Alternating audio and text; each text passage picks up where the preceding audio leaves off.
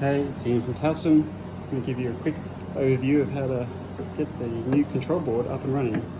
See in the bottom it has now just two slots, one for Ethernet and one for power. So plug the Ethernet in.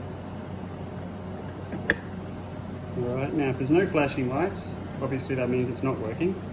What you need to do is connect it to power via USB-C cable. And then once it connects,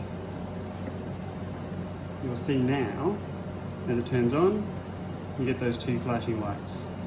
Now one cool feature about this board is for those who have taken the investment of already putting in power over Ethernet, you have a power over Ethernet cord that already comes with power in it, like this one here, and you plug it in, there's no need for additional power. Power will actually come over the Ethernet cable, and you'll see here we've got our connection straight away. Now the installation process is now simplified to just plug it in.